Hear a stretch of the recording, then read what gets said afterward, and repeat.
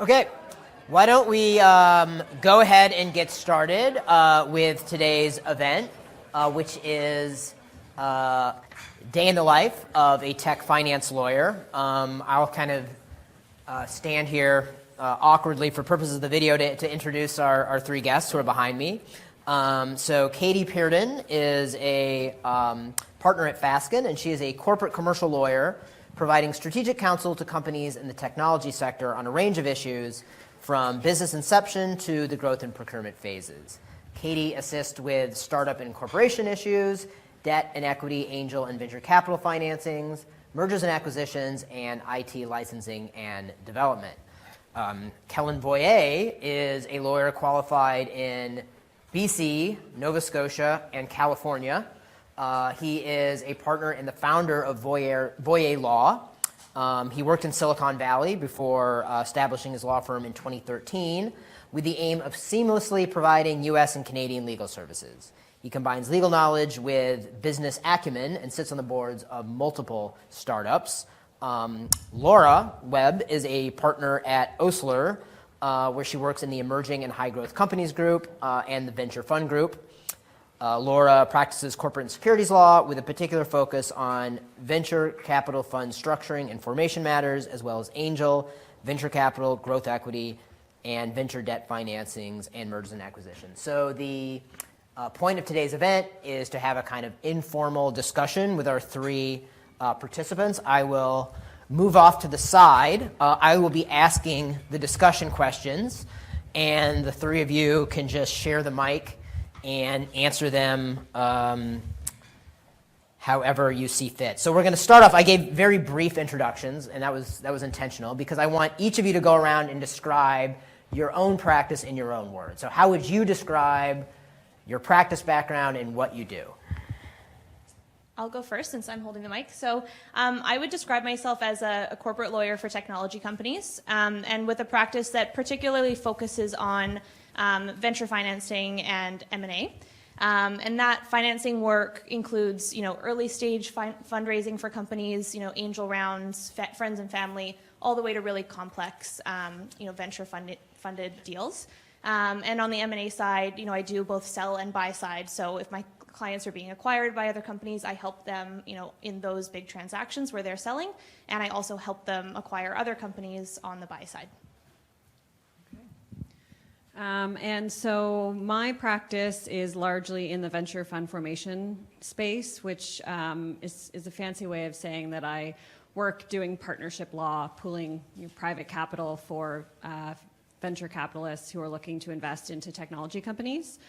The other part of my practice is once those funds have been pooled together, they then go invest them into the portfolio companies. So I act on those transactions, whether they're preferred share financings, debt financings, safe financings, and sort of anything in that realm. I historically did a lot of company side work as well, working directly with founders on incorporation, organization, all the way through their growth cycle. So have a good grasp on the work that entails, but have largely moved away from that and now in the venture fund formation space. My practice is focused mostly on corporate, focused just on the tech sector. So our clients span every type of tech company, and we handle all life cycle aspects. So whether it's corporate, IP, employment, financings, M&A, whatever it may be, with a particular niche that we do both U.S. and Canadian law. So as was mentioned, a train in the Valley first. So for us, we recognize that Canada alone has a smaller population than California does nowadays. So whatever our clients do, there's a U.S. touch point. And so for us, we look at it, and my practice looks at it from both the U.S. and the Canadian side seamlessly. Okay, great. So all three of you work with startup companies, which is the reason why you're invited to participate in this panel. So kind of my first substantive question about your practice is in your experience, how is working with startup companies, right? Working with clients that are startup companies, how is that different from working with larger, more established corporate clients? Since I have the mic, I guess I'll go. I think it depends on the type of startup, right? There's a startup that hits Series B and beyond, and that's a different type of startup than an early stage company that you're working with from day one. A lot of our clients grow to that Series B and beyond stage, but when they're at that day one, the big difference I'd say is an openness to risk. This startup's either going to prove out its business model or not within the next year and a half, 2 years. It's going to raise capital, or it won't, and it won't get that product market fit. So they're open to risk that lawyers may not be trained to be comfortable with, because for them, they'll take that risk. They may not be there a year from now.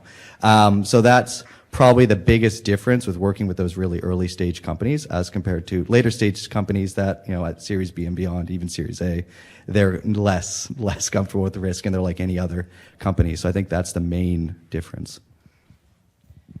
Yeah, and just from sort of like our role in it, when you're acting with, companies who are just incorporated or they're, seed stage, Series A, our role is largely to act as their sort of general counsel. So these companies don't have, big in-house departments that can advise them on, all things legal. And so acting as their counsel in a corporate capacity, you're often, doing you're wearing multiple hats. So you're doing intake for employment issues.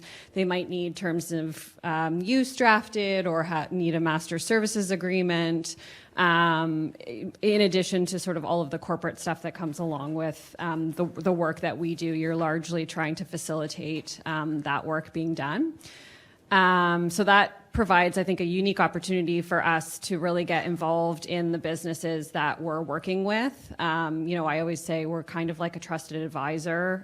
Oftentimes, you'll get on a call and the founders are sort of talking to you and you're thinking, okay, well, this isn't really a legal issue. This is, maybe this is a business point or a strategy perspective, or maybe this is just someone who needs a little bit of like an ear to talk to in terms of therapy. It happens. But I think that's what makes our role really interesting and unique, and it keeps it exciting. You feel like you're part of a team when you incorporate a company, and then, 6, 7, 8 years later, you sell them off in a great sale. It's kind of a nice story.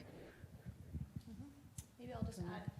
I certainly agree with all of that was said. I think the other thing that comes to mind for me is a real part of acting for startups is finding the balance of providing them with helpful advice, but through a cost-effective lens. And you kind of combine that with the fact that oftentimes our clients are going very quickly through doing things because they're trying to get to that next growth stage.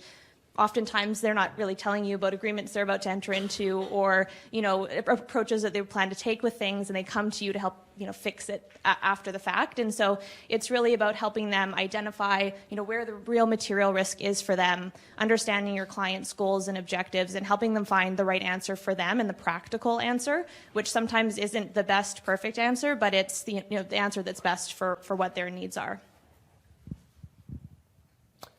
Okay, so I'll follow that up with a sort of related question. I guess I would ask you, what do you like or what do you enjoy about working with startup companies compared to other types of clients? And then is there anything that you dislike about working with startup clients? I think what I like the most is it's a fun, very fast-paced, very engaging practice.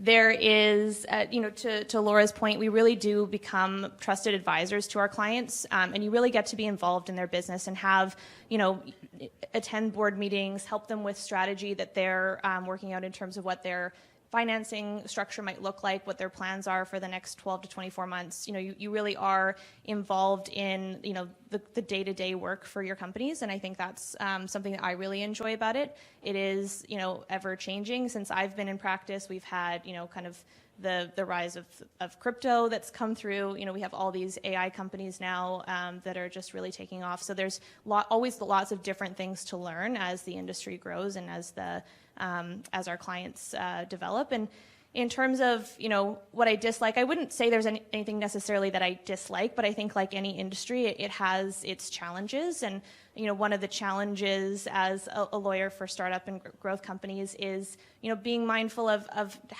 how many companies you're working with. Like it is kind of a volume space. We have a lot of different startup clients. Oftentimes, 5 or more of them are working on financings at once, and there's an acquisition in the works. And so having, good time management skills, being able to delegate, those are really important skills to learn as a startup lawyer. And, it's something that comes along with the job, but I think, and you learn it as you go, but those are skills that I think will serve you well if you're interested in getting into this space. Yeah, and I think for me, one of the things that I particularly like was sort of what I alluded to is that integration into their business. I've done work historically with sort of bigger companies where you're advising their general counsel and you're working with them on sort of like discrete areas of law, but you don't necessarily get access to, how are they making decisions about the business? What are they thinking about in terms of the plan going forward? So I think that's a really like unique lens through which you can practice law. In terms of dislikes, again, maybe not a dislike, but some of the challenges that we see, one being cost can be difficult. So needing to do things properly can be expensive. And so trying to find ways to be creative about providing legal services, whether that's fixed fees or, set packages, like how do you bundle things up and make them attractive without being, super expensive. And then the other pain point maybe is founders, and Katie kind of alluded to this, founders just go and do things, and then they come to you and go, hey, we did a thing and we need you to clean it up. And so that can be difficult sometimes to navigate. One of the ones that we see often in this space is, hey, we're running out of money. We can't make payroll next week. We have an investor who, is willing to put in some money. Can you help us put together a term sheet in the next 2 hours? And so there's a little bit of this. It's great energy and it's dynamic and it's fast paced, but it can also be a little bit stressful in trying to either help them, get what they need to get, or, address the problems that have been created. Well, I echo everything that's been said. I don't know there's much more to say. I think, what I like at high level is being along for the ride. For us, we've been there from formation of a company where you met the person at a coffee shop, and now they've closed a Series B with the biggest names in the Valley, and maybe you've invested along the way. And being along for that ride is a ton of fun. So I think that's a really fun point in addition to what's been said here. The downside is probably the messiness. They don't really care what they're doing along the way, and they'll loop you in sporadically, and you have to kind of clean up the whole mess. And every day is cleaning up some mess to some degree, and I'll say it wears on you after a period of time. But other than that, I think it's a really exciting field to work in. Okay, great. So Laura, you'd mentioned that you do a lot of fund formation work. And then before we started, Kellen, that you mentioned that you do some venture capital fund formation work as well. So I'm guessing a lot of students in the audience don't really know what fund formation means. So could you just sort of explain what you mean when you talk about fund formation? Yeah, absolutely. So when companies are looking for investors, they are looking at angel investors, they are looking at institutional investors. On the institutional side, a lot of those investors are formed as a fund. And so basically what that means is they are set up as a partnership. So they have a general partner and they have limited partners. The limited partners are their investors. So it's interesting to me because I think we always focus on the companies looking for fundraising, and we forget that those, funds that are fundraising the tech companies also need to do fundraising themselves.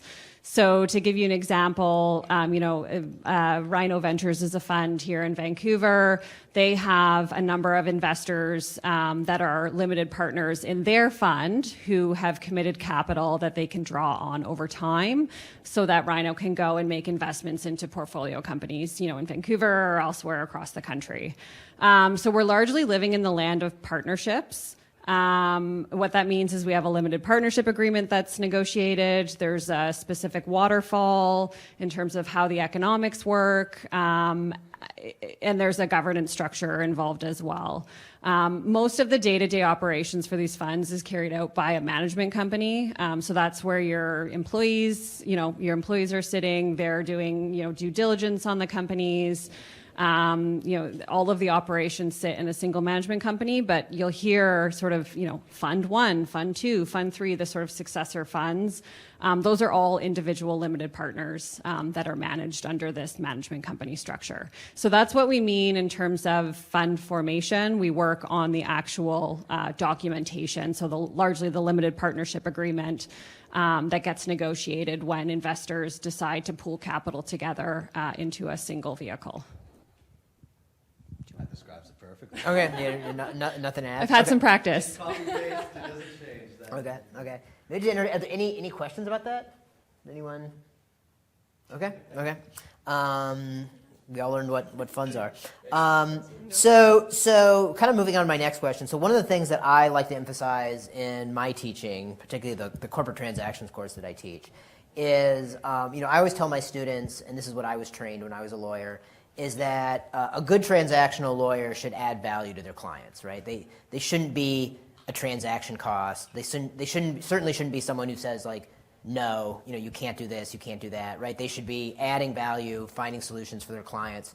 So I was just wondering if you could describe in your own words, in your own experience, how you feel that you add value for your startup clients. So I guess I'll go. So I think one of the, I agree with that statement entirely. Like, you can spew out as much law and you're going to get, cross eyes back at you and sort of say, okay, well, what does that mean for me? We have this particular problem. How are we supposed to solve it? You say we can do X, but can we actually do X, or how are we limited? And so being able to navigate within the confines of the law can be tricky, but I think from the client's perspective, they're always looking for you to provide recommendations on possible solutions or avenues. And luckily for us, the place or the space in which we all operate is largely contractual. There are, of course, the corporate statutes, partnership law even more so. The statute on that is very limited in terms of, being prescribed of what you can and can't do. And of course, we have securities law overlays. But for the most part, you've got flexibility contractually to be able to get from point A to point B in terms of an agreement between parties. So I think keeping that in mind, one of the nice things that, probably all of us experience is, because we work on such a high volume of transactions, we get to know really fast what is considered a market term and what's not. We see a bunch of different approaches to problems that come up. And being able to draw on that experience, I think, is really valuable, because clients are like, I don't know what to do here. They're asking me for, they're asking to increase the board by 2 seats. Is that normal in a Series A round? And, all of us, having done multiple Series A round, will be able to say, like, that's a really big board. You probably don't need a board of that size at such an early stage. And so having that sort of, extra knowledge, it's not necessarily legal knowledge per se, it's a lot of strategy and business, and just general sort of what is the market doing, I think is probably the biggest value add that I like to bring to transactions. I wholeheartedly agree with that, and I think that's a huge area where we add value. I think the other is just generally helping being able to clearly explain complex legal documents to your clients and walk them through it in a way that is digestible to them is something that is a really important skill to have as a transactional lawyer.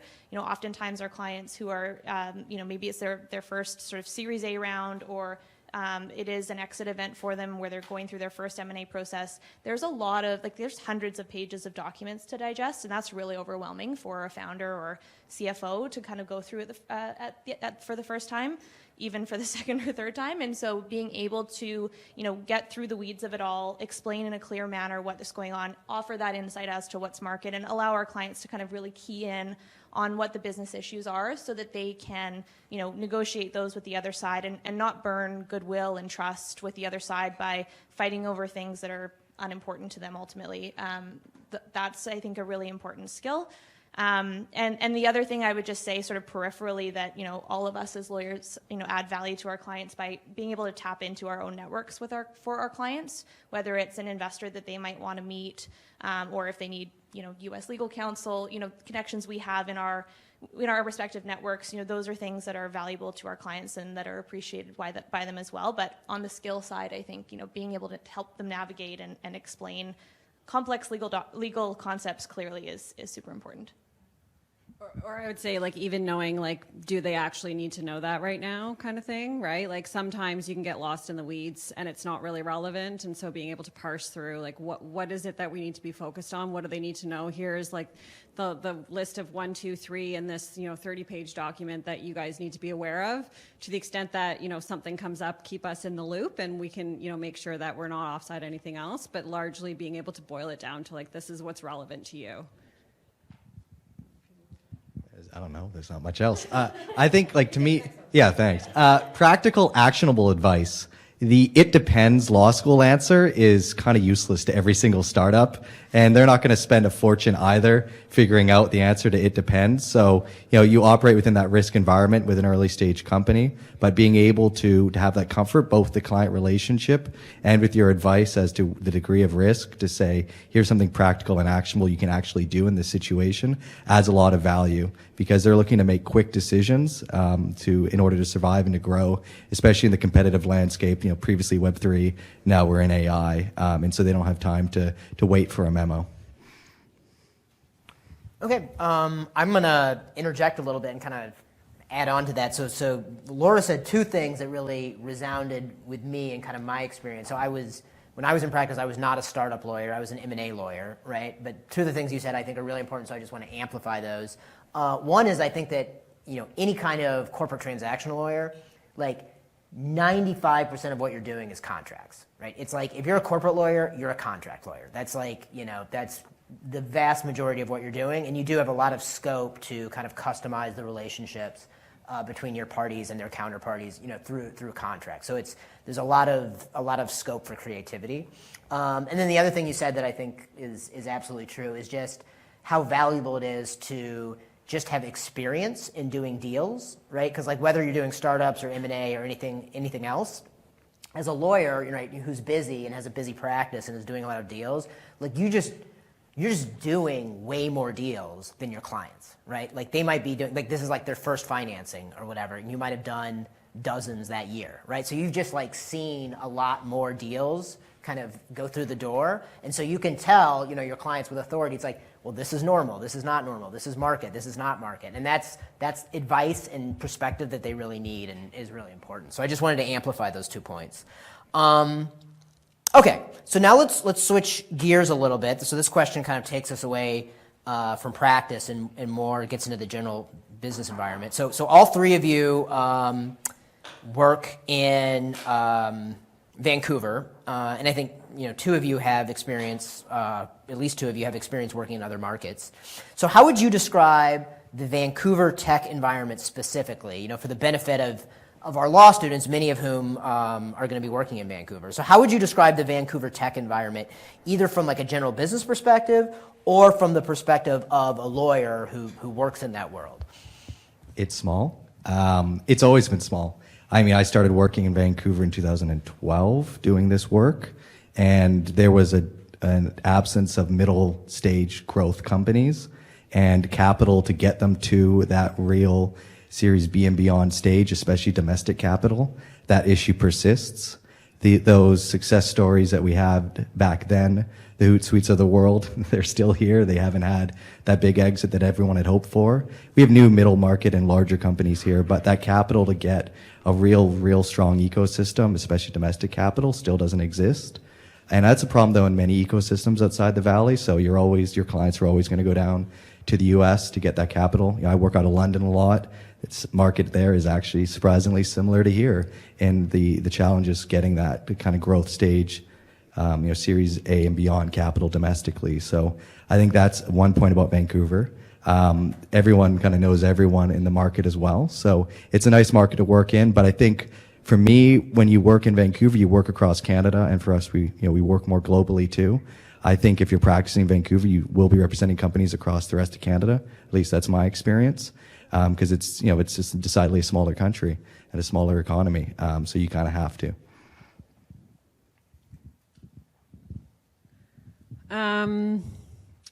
Yeah, and I think the Vancouver community is quite close knit on the tech side. So there's a real element of support you see. So you go to events, and I would encourage everybody or anybody who has an interest, like you can Google what's happening in Vancouver, and there are a ton of tech events.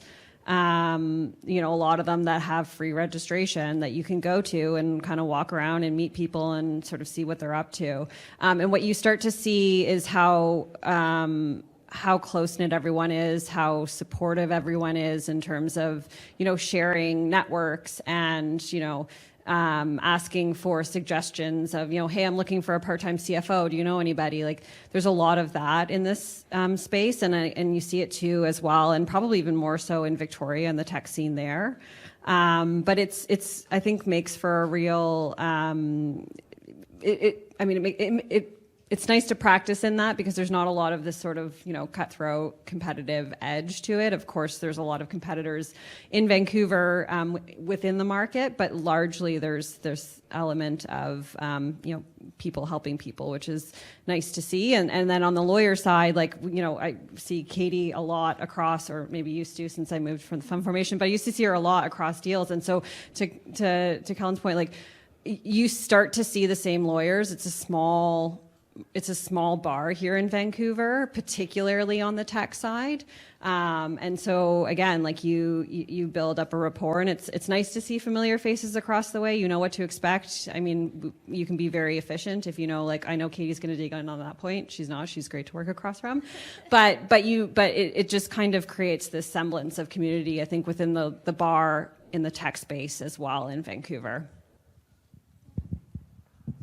Probably not too much to add. I think maybe the only other thing I'd key in on is there is certainly still lots of growth in the city. I mean, we've had a lot of with Amazon and Microsoft coming in. I think the talent is definitely here in Vancouver, and to Kellen's point, lots of the funds are coming in from the States still. A lot of my companies are capitalized through US VCs, and that's probably not going to change anytime soon. But I think, in terms of the support that Laura mentioned, there's lots of local accelerators that are doing great things for these companies, tons of, industry organizations to get involved with, to Laura's point, and lots of conferences and, top talent that are paying attention to Vancouver, which I think is cool to see. And I think it's all, really positive in terms of what's going on here, and I think it'll only continue to grow. On the point of Amazon and Microsoft, that's always been the news. You have with these companies coming to Vancouver. They don't add value, in my opinion, to lawyers working in the space unless they already represent Amazon or Microsoft. I think they're valuable because they will inevitably lay off people, and the people that always work there are always working on some side hustle where they're developing some app, and those people will work and train there. And same in the video game sector here in Vancouver too. They're always working on something. And so they'll be laid off or they'll get burned out at those companies. And so the value in the Microsofts and the Amazons they'll lead to your company coming in saying, hey, I got this idea. And I think that's a real value add to an ecosystem in an indirect way that, let's say, the Vancouver Sun wouldn't recognize normally when they're spinning Amazon joining here. If they're not stealing all your software. They may be already doing that. Okay, so my next question for you is kind of a war story question. So could each of you say what's either the most difficult or the most unusual issue that you've ever faced working on a transaction that you had to solve? I had two. I had one recently, a financing round. It was like seed round, maybe $1 million. It should have been easy. And the lawyer on the other side did not work in tech. And I've never actually had a deal die because of a lawyer not knowing what he was doing. But it actually died because of that. The company was a complete mess. He was making up documents on the fly. I've never seen such negligence in my life. Same with U.S. counsel on it. So I wasn't alone in being shocked. So that was probably the most difficult, in that we actually, to try to save the deal, had to write every document for the whole company's history to try to clean up every gap, and it still didn't close. I had another one, though, which I think I've told in your class once, which is we had a client that raised capital, and they called us up the next day. And they said, so we just raised this money, and it turns out one of the guys just got out of jail the day before, and he was an enforcer for the Gotti crime family. We need to give him his money back, but we've already spent it. What do we do? And so we did give the guy's money back, not quickly. It took about a year, but we did do it, and that was not one that you would learn in law school, that's for sure. So there's my most difficult mob story for you. Do your diligence on your investors. They're doing diligence on you, so you do them on them as well. I don't know if I have a war story that I can specifically point to. I think some of the more interesting work are when you get like founder departures. Those can be interesting and highly contentious. You know, people fighting over whose company it actually is, and if there's not a meeting of the minds in terms of work allocation or direction that they want to take the company in, and so trying to get a founder off the cap table can be interesting, it creates issues of conflicts and other things that you have to navigate.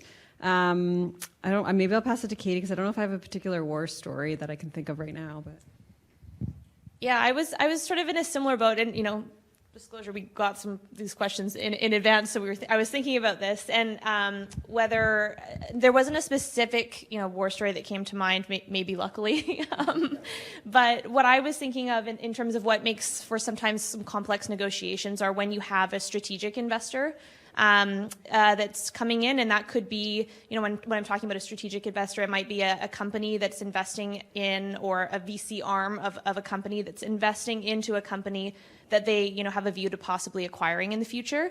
And so, in those negotiations, and often I'm acting, most times I'm acting on the company side and trying to protect the company's interest.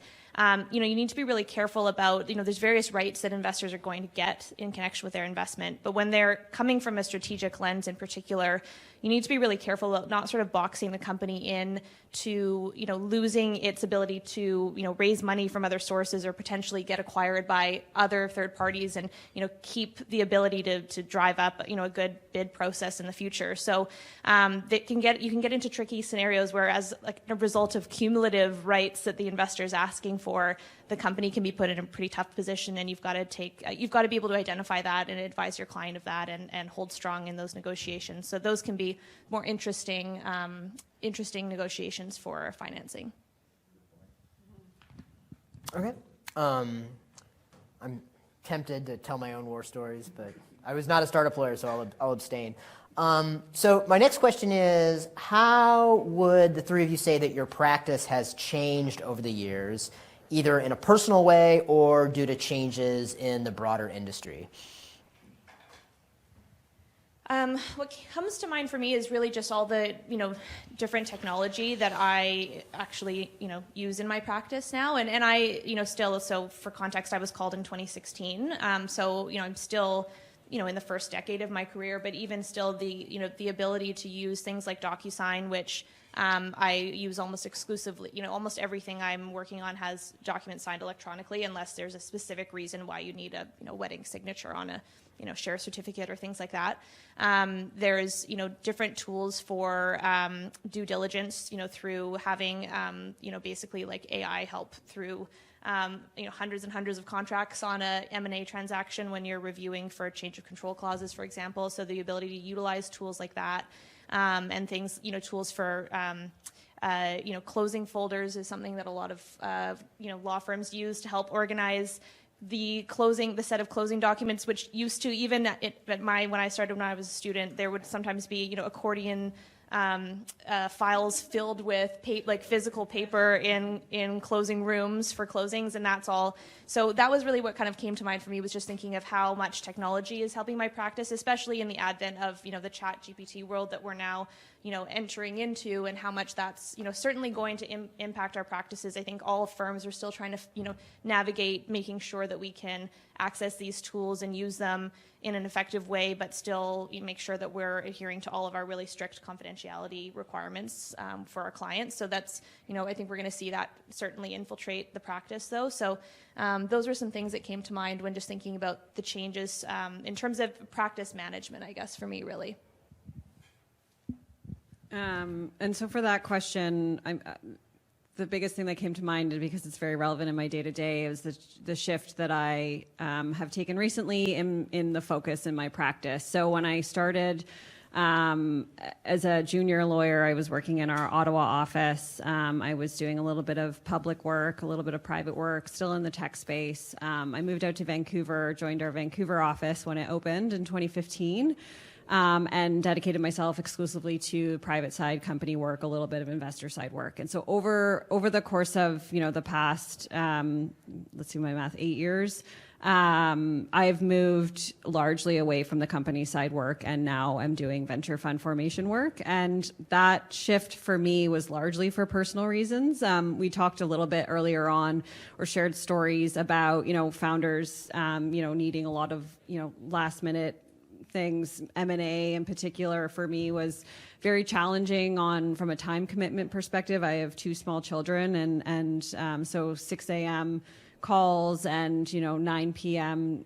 Drafting sessions. It was all a little bit too much, and so I sort of took a step back and said, well, is there still a space for me that I can practice in the venture world, but not be doing sort of the full-blown M&A transactions, which were sort of essentially taking over my life, and not to sort of like poo-poo on M&A, because it's really interesting and it's really great.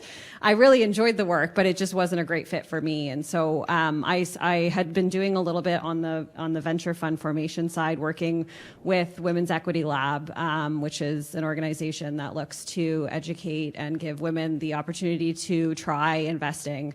And so working with them and sort of just building on that over the past couple of years, I officially joined our venture fund formation team in Vancouver just, maybe 6 or 8 months ago now. So that for me has been a big shift in terms of my practice on the personal side. In terms of maybe shifts in how the space generally has evolved, I think we see, different industries are very hot at different times, and so you kind of adapt a little bit to that. Largely, that's will be reflected in a lot of the commercial work, which I particularly don't do. But currently, we all know like regenerative AI right now is very popular. Clean tech is also climate tech is very popular, but that wasn't necessarily the case a couple of years ago. And so, seeing the shift in the evolution in which industries and which verticals are hot and which ones are the ones that investors are really keen on is kind of an interesting piece of what we do. We don't necessarily need to be the experts on, biotechnology, but we get to see it firsthand, which is kind of fun.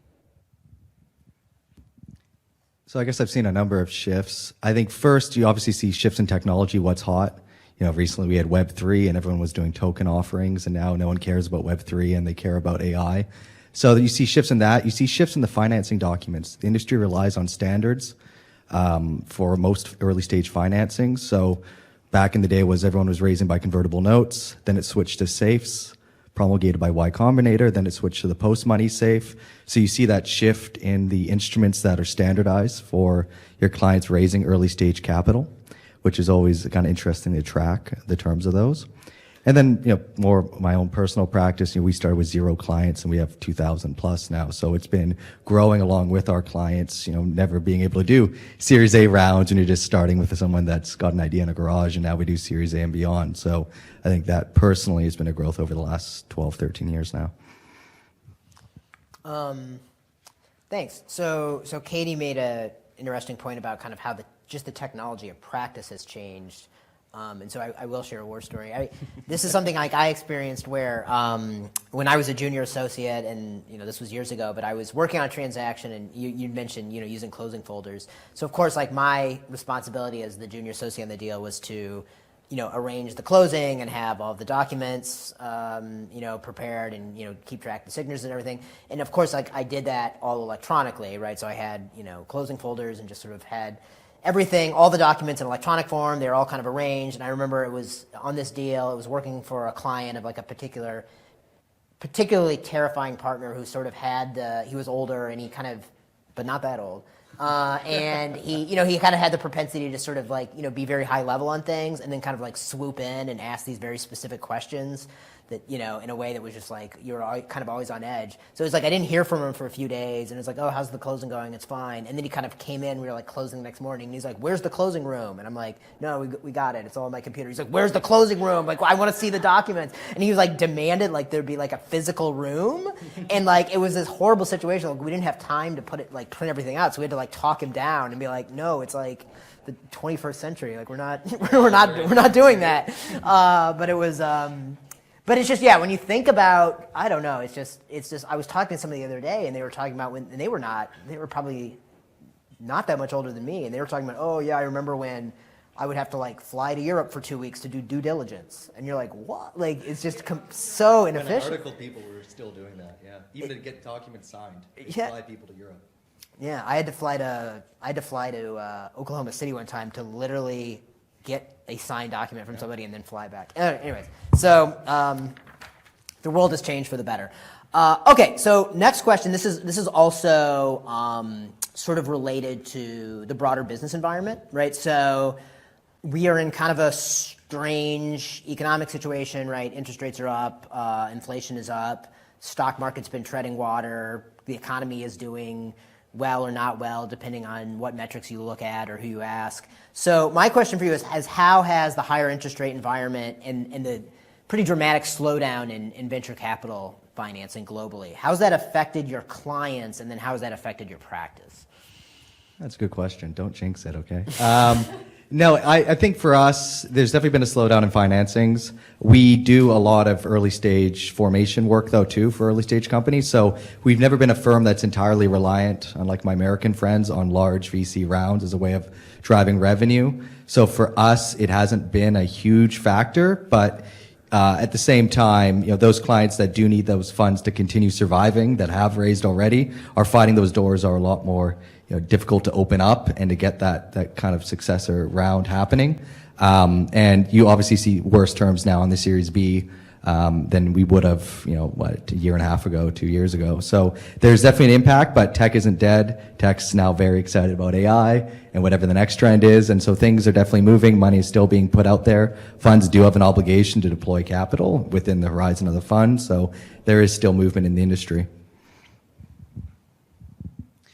Yeah, I would agree with that. I think you, as a lawyer in this space, you know, we tend to find ways to keep ourselves busy. And what comes across our desk in, you know, good markets is different than what comes across our desk in bad markets. So, you know, of course, if currently it's not great for companies, we're still seeing sort of early stage investment happening. Those terms tend to be a lot more investor friendly. Part of that has been, I think, in response to what happened in 2021, which was just an absolute like gangbusters of finance, the crazy valuations for companies. I think there's a lot of VCs that are sort of going, oh, I guess we should probably correct that you know, we paid way too much.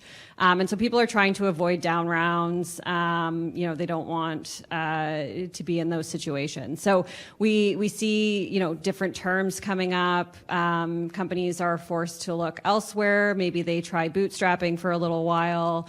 They look at, you know, non-dilutive sources of financing, debt facilities, those kinds of things. So again, you know, I don't do all of that, but you do get a different flavor in terms of, you know, what work is coming across your desk based on what the market is doing. In my space in particular, on the venture fund formation side, it's interesting, you know, the summer was quite slow. And I think largely that was a product of just fund managers being on vacation. Come September long weekend, you know, after the Labor Day, it picked up significantly and quite rapidly. There's a lot of activity happening in terms of investment into funds right now, which I think is interesting. You know, it's part of the ecosystem, right? Like it's sort of the first piece of the sequence. You know, we've got investors pooling capital together to invest into, you know, technology companies. And so the average, these funds are sort of 10-year terms. So people aren't necessarily reacting in the same way on the fund side as they are in investing directly into companies, sort of given that there's a longer horizon. There's generally a 5-year period where those funds go out and they make investments. So people are starting to think a little bit forward on the fund side, which keeps me busy. But it's an interesting play because I think that the companies themselves are maybe struggling a little bit more to find access to investment, but it's a cyclical, it's a circular nature of things, and it'll come back around. These VCs need to spend their money, so. So just a quick question. So you'd mentioned the term bootstrapping, which is kind of an industry term. Could you just explain for the benefit of the audience what bootstrapping is? Yeah, you basically do what you need to do and try not to spend any money. So you're not taking in any external investment. Maybe you're keeping your team really lean, but you're sort of keeping your burn rate to a minimum so that you're not needing to go out and raise external capital. And a lot of companies have done this really successfully and rewards them sort of, if you can do it well, rewards you down the line because, of course, if you're not taking on external financing, you're not diluting your ownership. So bootstrapping is very common in the space. I think we don't see as many of the bootstrap companies until maybe an exit or if they've got sort of commercial or an employment needs. But that's kind of what it is. It's you kind of roll up your sleeves and you do what needs to be done without spending a lot of cash. Yeah, building off of what's being said, and Laura mentioned kind of the valuations kind of coming down, and I think what we saw in sort of the super cycle of 2020 and 2021 was these really inflated valuations, which kind of are due for a bit of a correction. I think most people in the community agree that we are seeing valuations coming down a little bit, and that's not necessarily doesn't mean that tech is doomed. It just means like this was at sort of a natural correction, and I think that. Building off of that, companies that did raise in sort of 2020, 2021, they're coming up to, it's been a year or two, they're looking to kind of go out and build their next financing round. And it's a tough pill to swallow for some of them, to look at a flat or a down round, and when we're talking down rounds, talking about raising at a valuation lower than what they previously raised at, which also has economic impacts because of sort of technical things like anti-dilution rights, which I don't know how familiar you are with it, but it effectively has just an impact on the bottom line for a company's cap table when this happens. And so a lot of companies have been trying to avoid down rounds, and in the last 18 months where they needed funds, trying to go with safes or convertible debt that allows them to kind of punt a valuation of the company into the future to really be dealt with. And that what we're seeing is those convertible notes are coming due, they're maturing, so companies are just needing to go out and get these rounds, and I'm seeing more of my clients kind of grin and bear it and either take a flat or a down round financing now, and some of them are struggling to find outside investors who are willing to come in and put new money into a company, and so some of them are going to it's not uncommon for them to be going to existing investors who have skin in the game to kind of, get the company bridged to their next, for the next 12, 18 months. So those are some of the trends that I would say I'm seeing around all of this.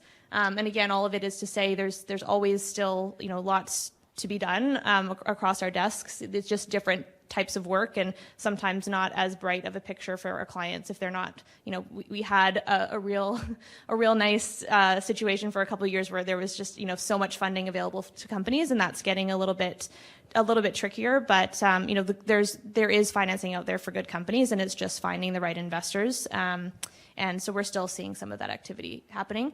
I think the other thing I would just mention is just the general trend, because it's not the market that it was a couple of years ago. Investors, have the upper hand, and they're doing more due diligence. They're, taking longer in terms of, how long we were seeing financings come together in like 4 to 6 weeks, which is extremely quick on some of these like venture-led financings. The timelines are drawing out a little bit more, and in light of, you've got the Theranos and, SBF, like FTX things of the world, the diligence that investors are doing. I think there is more standards coming in on all of that. So a combination of all of it is just a general kind of slower timelines for things, and certainly investors have a bit of the upper hand right now. Okay, so my final question is, what advice would you give to law students who may be interested in exploring your practice area? My advice would just to be curious. I think there's so much, we have access to so many resources now with, podcasts, and there's tons of, different books on the subject matter of venture financing, the tech space generally. There's lots out there for you to access, and I think having a genuine curiosity about it, being interested in learning about the space, and that sort of, when we have students coming into the firm who are interested in working with our group, you can tell those who, genuinely are excited about it, want to work and engage with the material and not just kind of, put a precedent, put inputs into a precedent. So, my biggest advice would just be to be curious, and there's so many resources out there. Laura was also mentioning industry events, things like that, to go out there and start getting engaged with the community if it's a space that you're interested in. Yeah, and I would say one of the biggest myths is that to work in this space, you need to understand technology or you need to have a business background, but you don't. You pick up kind of what you need to know along the way, and you can rely on colleagues on the commercial teams to deal with some of the more technical aspects. So maybe just that would be my advice, is like, if you're interested, don't let that stop you. Find somewhere that you can try tech law. All three of our offices have students, and let them cycle through rotations to practice in these areas and try out what it means to be a venture lawyer. And I don't think any of us would say we're specifically looking for someone who has, has had their own company and has been a founder and has exited in order to be able to practice in this space. So, if you're interested, find somewhere that you can try it. Probably two things. One, you can teach yourself almost everything about this industry by Googling it. I said that it relies on standards. So if someone comes in for a meeting with us looking for a job and they don't know what a safe is or they don't know what a convertible note is, I don't think they have a real passion for the space, because you can educate yourself on all stages of startup financing very quickly online. So I think that's the first thing. There's a lot of self-education you can get from blogs, from podcasts, and from the template documents that you can reverse engineer and understand every one of the clauses. So I think that's the first thing. The second thing is, I think you need to be a generalist as well as a specialist. You're a specialist in that you focus on this area, but echoing what was said earlier, your client's going to call you about employment, about IP, probably a bit about tax, and at a minimum, you should be able to issue spot and have high-level answers. Otherwise, if you're just pulling in colleagues and wasting money, early-stage companies don't have the time or the capital for that, and I think you add a lot of value by being able to address multiple different areas of law. So those are my 2 points. Okay, great. That's all I have in terms of prepared questions. So why don't we turn it over to audience questions now? So, I guess you guys can just field questions. And then for those in the audience, if you have a question, could you just make sure you hit your mic for the benefit of the recording? Okay, so just one question I had. One thing I've seen with a lot of companies, of course, they have like the first round of financing, it's just the founders. But when the larger institutional investors are coming in, like the venture capitalists, Series A, Series B, they want to insert clauses in, they want to get, for example, enhanced voting rights. They might want to have a seat on the board of directors. And as you mentioned, like they might have anti-dilution rights as well. So from a legal and strategic perspective, how do you balance those interests of the investors who are coming in with the pre-existing investors? I talked last, so. Very carefully. No, I think like there's definitely an accepted cadence to the way in which investors are brought in, in subsequent rounds. At the early stages, it's a lot easier. You've got your first institutional, they're leading the round, they're going to get a board seat, they're going to have protected provisions. Like, there's a lot of that's already standard. What becomes more difficult is when you get into the sort of series B, C, D, E, and about, I don't think I've seen an F. But balancing the competing demands, and largely it's an investor relations aspect of managing, who do you want on your board and who's going to add the most value, and how do you go about having those discussions. The idea, at its base, the idea on at least board governance is that, you want everyone to be aligned with who's on the board, because they're going to be driving the direction of the company to, hopefully everybody's benefit. But it's largely an exercise of, strategy early on, making sure that you're setting your board up with, an independent seat. You have those discussions early on. If you're expecting, a large strategic investor to come on that's going to require a board seat, you can, like we talked about this early on, it's contractual. You can be as creative as you want, but something certainly that you need to do carefully. It's very interesting, actually. So you know your terms already. Yeah. May I ask a question? Sure. We talked about the advantage of AI and ChatGPT here. What about disadvantage regarding our future?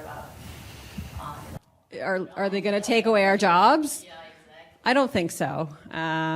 We incorporate AI into our my practice.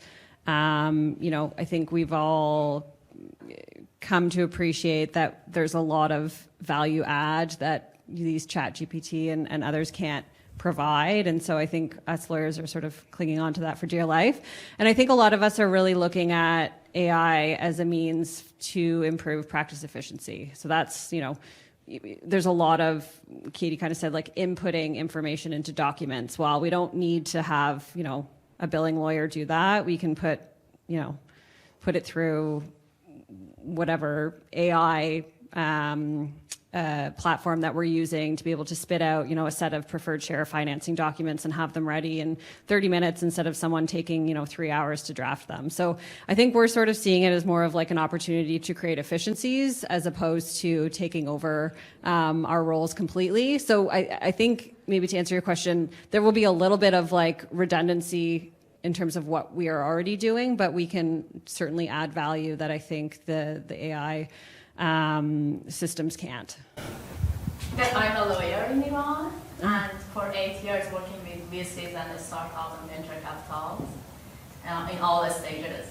And we had this debate and concern about AI and the future of the legal consultation, especially when we are specialized in drafting contracts and doing arbitration.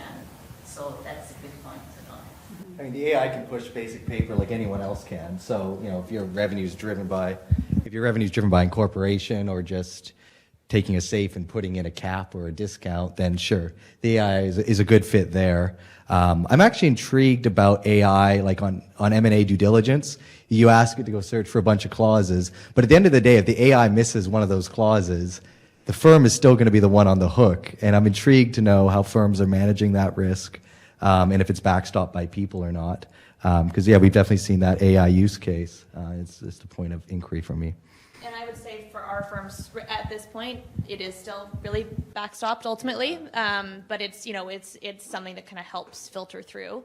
I also think, I think that there's going to necessarily, I think AI is going to have such a profound impact on our daily lives that I think there's going to necessarily be there's going to be a lot for law firms to grapple with in terms of our billing practices and how this will all work. And I also do think for those, students and junior lawyers in particular, there's going to need to be a lot of, ownership on still making sure that you are working with the material and having some self-directed learning and making sure that, and it'll be on, also the leaders of the firm to make sure that training is still happening. I think what this all looks like might shift a little bit, but I think the building blocks will still be there. And I think we're just going to all have to be, optimizing it effectively. And so I think there's a lot of interesting things that we're all still figuring out. But I personally think, and I think it's pretty consistent among the legal profession, that we all feel like there is, when we talk about the value add that we give to our clients, that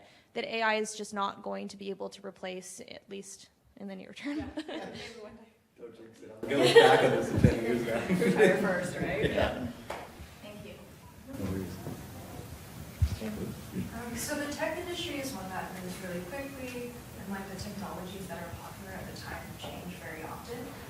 So do you find that this sort of rapidly changing environment has an impact on the actual legal work that you do, or does it mostly affect the more strategic or business aspect of things, like, for example, how you appeal to investors and such? I think that's a great question. For my day-to-day as, especially on the venture financing side, we talk about it's more of the standardized set of documents that are fairly similar regardless of the vertical of, like the tech vertical that they apply to. There is certainly an aspect of that continued learning to make sure you're understanding your client's business appropriately in order to, act in their best interest.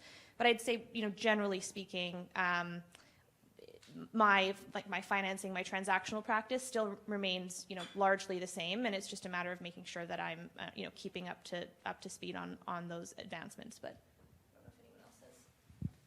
Yeah, I'd say it's pretty much the same, especially on the financing side. Web3 threw it for a curve with BVI and offshore companies and token offerings, but outside of that, it was all pretty much the same. You're going to see some changes, obviously, in the privacy policy or the terms of service, reflecting the nuance of a new technology, right? AI. Who owns the AI output? Where are you going to put that into the terms, for example? But it is kind of the same across all different tech sectors.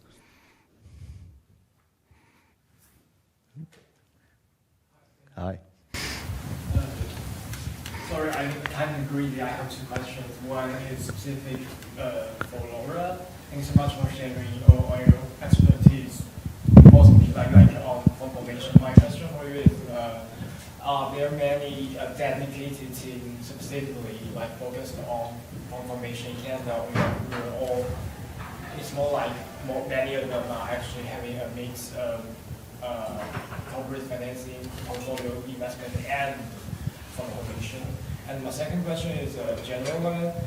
In the context that U.S. capital is still the most active in the market, do you have recommendation for your clients in terms of domicile, whether you will incorporate the partnership or company in offshore countries or in Delaware or in certain provinces within Canada? Okay, sorry, I think because someone left, I missed the first part of your question. But were you asking about the management of the funds themselves and whether they're beyond the scope of venture? For lawyers, whether you have a dedicated team focused on formation practice, or you need to balance formation work and also portfolio investments. Yeah, so I think you could venture fund formation is a little bit of a niche practice area. So there's a lot of lawyers in Canada that are doing fund formation work. They might do it on the private equity side or other. You get real estate. So it's a big area generally. The venture piece is a smaller slice of that, and it's. The reason I say it's niche is the way in which the economics work. Are sort of different and adhere to the way in which you would finance a technology company. So I'll get to contrast between private equity, because that's sort of what everyone thinks of. But private equity funds will go in and they'll usually buy, at least a majority stake in a company. So it'll be essentially an acquisition. Tech companies are financed sort of little at a time. So a fund will put in a small amount of money at a Series A, and then they'll do what are called follow-on investments. And so it just creates a different. We look at the rights and obligations in the partnership agreement a little bit differently as a result of that. So that's sort of why it's a bit of a niche practice. I could fill my time probably full time with the fund formation side, but I particularly like the investor side financing work. And I think there's a nice connection between the two as well. So, when investors or funds are putting money into tech companies, they have specific rights that they need to be able to go back to their LPs and say, okay, we got a bunch of information about all the portfolio companies. Here are, for example, all of the companies that are Canadian domiciled, or here are all the companies that have particular focus on ag tech, or here's the financial information based on all of the companies on how our portfolio is doing. So there's a nice tie between it, which is why I like to do both. I like the partners in our Montreal office who do this do just the fund formation side. They don't really do it. So there is an opportunity to do it exclusively, but I like both areas, so I get to choose. And then I think your second question was about domiciling companies in the U.S., and I might give that one to you. Yes. But I would say Delaware. Yeah, always Delaware. But there's this misconception among Canadian startups that they have to be a Delaware company to raise money out of the U.S. That might have been the case like 8 years ago, but I don't think I've had anybody be forced to reincorporate in Delaware in the last 7-8 years as a Canadian company. So I don't think you have to be a U.S. company to raise capital out of the U.S. at all anymore. If you're a Canadian, you lose out on various things as a founder, capital gains exemption. You lose out on SHRED. You can't take advantage of to the full extent unless you come up with a hack. We won't go into that. So I think you kind of limit yourself in a lot of ways and you lose out on all the Canadian benefits. And at the end of the day, the mine and management's in Canada, so you still have a Canadian taxable presence. So you're going to need a Canadian subsidiary and or affiliate, depending how you're structuring things, to solve for that problem on the tax side. So Delaware doesn't solve all your problems. It creates a lot more, and if you have the money to solve it, give me a call. But otherwise, I'd say start a Canadian company if you're Canadian. Anything else there? Hi, thank you for the inspiring conversation. I'd just like to know, first on the financing side, right, there's this trend where you see that because, as you have said, capital is drying up from the US, a lot of firms are looking more into places like the Middle East, for instance, by United Arab Emirates and Saudi Arabia. I'd just like to know how much of the practice just from those regions of the world in terms of providing financing to startup companies. That's the first question. The second one is, especially to you, you did mention a switch from convertible notes to safes, right? I'd just like to know what exactly will be commercial rationale for that change, right? What do you think the industry will see as sort of led to change? The context for this is LLM student here, and that's my area of research. In my practice, I don't have much exposure to those countries. I see a lot of UK deals coming into Canada and the US. Right now, a lot on the M&A side, interestingly. But I don't see much exposure to those countries in my own practice. The switch from notes to safes, there's a bunch of factors. At the time, it was a founder-friendly environment for investment, so founders had the upper hand to some degree. And so you saw a shift to safes, which are more founder-friendly than notes for the absence of interest and the absence of an actual term at which it's going to convert at the end of. So I think it's one of the factors.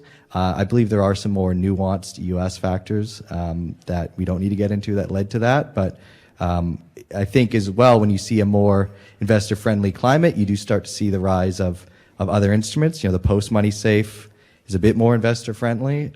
It gives the company some clarity.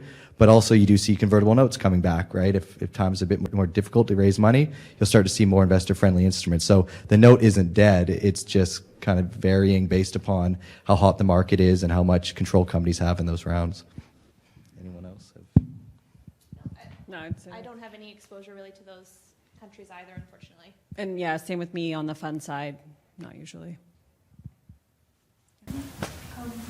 So earlier you mentioned that part of the value add comes from your network, and I'm just wondering how often do you actually connect an investor to a startup, and is there any concern with making that connection? Because I feel like this is not really part of your job, but it would be great for the clients if it works out. But if it doesn't, then would you worry about that reflecting poorly on you, or is there any other concern?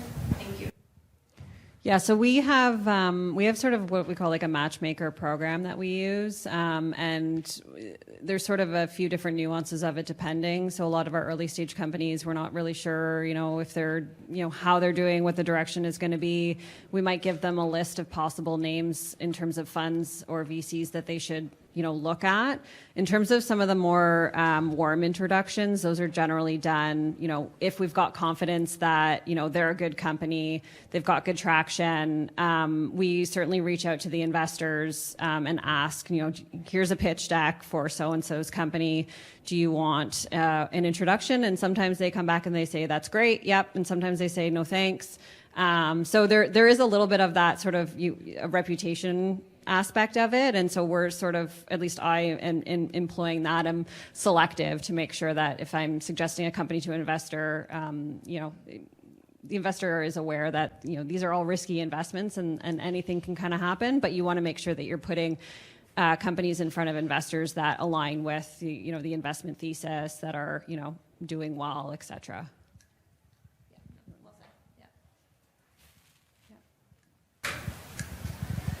Hi, thank you for coming. This has been really great.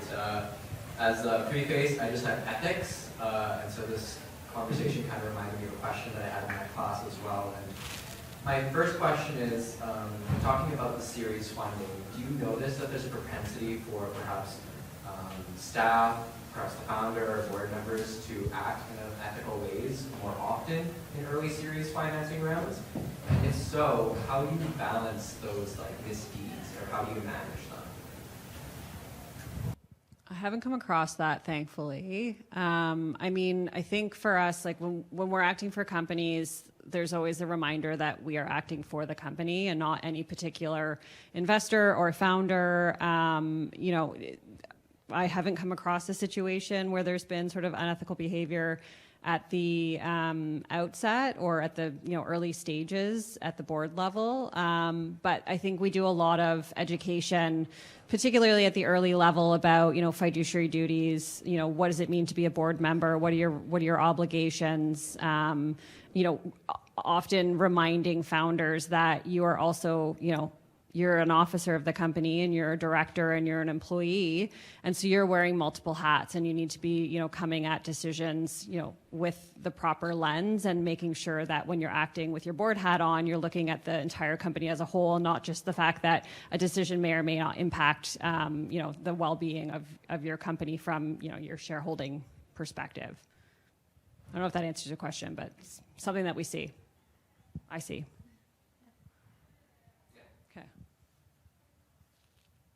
Anyone else? Oh, back corner. Nice to meet you, Laura, again. Yeah, hi. Sorry, I just have a general question, because I talked to some tech people in this country, and they say once the company goes big, they go to the south. And I presume that maybe some lucrative transactions or the things that will go to the south as well.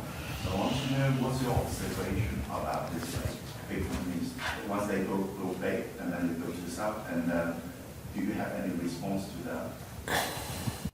Like in terms of companies moving operations into the U.S.? Yeah, I think Kellen kind of talked a little bit about this earlier too. We don't see the requests as often as I think used to happen. We do some of these complex exchangeable share structures if an investor is very adamant that the company is U.S. domiciled. But typically, Canadian companies can stay Canadian companies as they expand their operations into the U.S. or Europe or wherever. It's not generally an issue from the corporate perspective. But I don't know if you... I think the only thing I'd add is, a lot of companies that are in the startup realm, often have, say, a 5-year plan, and they're looking to grow the company and exit in, say, five or so years. And oftentimes that plan involves selling to a private equity company. We've kind of talked about, what a private equity fund would look like. And so very often those private equity firms are in the States. And so I would say I see a lot of our clients when they're having that big exit event very often be, sold to U.S. firms. They can still remain as Canadian companies, to Laura's point, but they now, the ultimate control of the company is with, a U.S. private equity firm. So that's not uncommon. And maybe that was part of what they were alluding to. I'll say that once you get to a certain size, there will be a U.S. subsidiary set up, because they're going to be scaling a team up in the U.S. Could be sales. It could be, if they're doing hardware, they're actually manufacturing. So you'll see that, because once you start hiring employees in the U.S., you're not going to hire them through the Canadian entity. So you either have a sub or you use Deal or another EOR. And then as well, you'll see that because certain U.S. government contracts, even contracting with states, require you to be a U.S. entity, or it makes it a lot more efficient to do contracting. So you'll see it set up for that purpose. And even Stripe has their quite annoying Stripe Atlas program, which if you want to use certain Stripe payment processing services, requires you to have a U.S. company, and they will create it for your client without telling them about the tax problems. So we see that as well as companies grow into the U.S. Anyone else? Any last questions?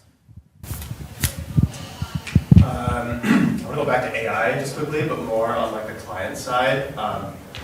been hearing like a lot of governments are kind of making moves towards regulating AI, like recent developments towards trying to limit its scope and what companies can do with it. Have you heard any chatter about this from clients, or what are your opinions on that? Where do you think that's going to affect like the tech space? I haven't heard of anything, but I don't follow the regulatory space that in depth. I would say, and to preface AI, I'm not, an expert on the technical side of AI, but I think, from what I've been reading about as well, I think something that comes up is, of course, like all of the information that these LLM models are using to, run their algorithms to, spit out better outcomes are all like, there's a lot of concern about, how that information is being used. And so I think that, I think there is going to be a lot still to uncover around like the regulatory space around AI. I think there's probably so many different areas that we're still just kind of figuring out how it's going to create these issues. And so I think, that those are some of the immediate concerns that I've been reading about in terms of, there's of course all the doom and gloom about potential future AI, the term, whatever, all those, movies around what AI can do, and we don't want to go there. But I think the immediate concern is like, how are we regulating, what information they're using and how they're, spreading misinformation, all of that sort of stuff. So I think that there will be a lot of work in the regulatory space around it, I personally. I'd say the other thought is I think you'll see regulation coming out of the EU and then maybe the US first. You're not going to see it coming out of Canada. No offense to Canadians, but we're usually following those two countries as it concerns technology regulation. So, and we're not in Ottawa. So usually the Ottawa crowd's probably going to get the inkling of what's going on. But I think historically regulation of tech's way behind the growth of that tech sector. And I think it's going to be led by the EU or the US way before Canada, probably the EU, given the state of the US these days. Sorry, Americans. Okay, well that brings us to our allotted time, so let's give a big round of applause to our three guests. That was a great presentation, and yeah, thank you so much.